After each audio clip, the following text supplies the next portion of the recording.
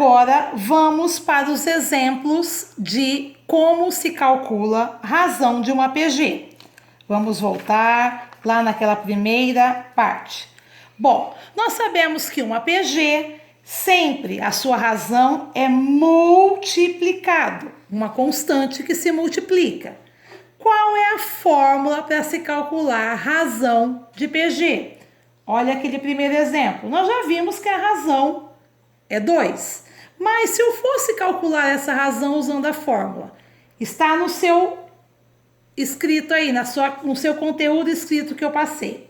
Razão de uma PG sempre é igual um termo qualquer que eu represento por AN, dividido pelo seu antecessor, que eu represento por AN menos 1.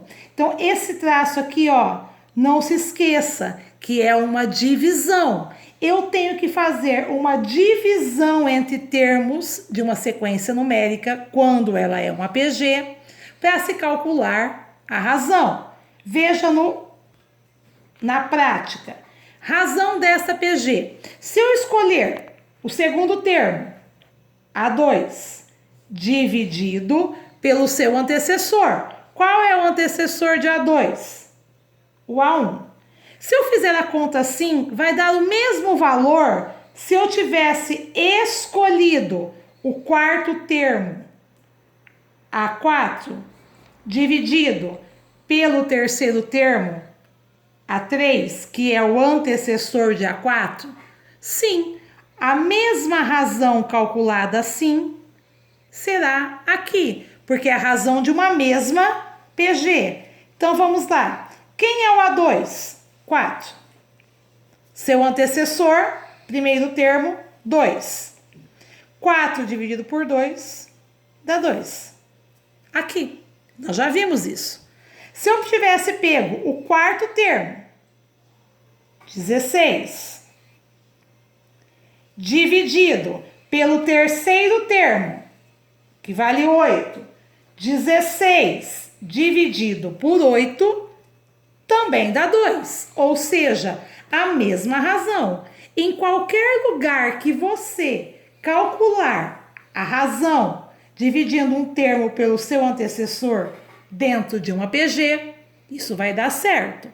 A minha mesma fala da PA, mas é fácil olhar, aqui eu multipliquei o 2. Preciso fazer cálculos?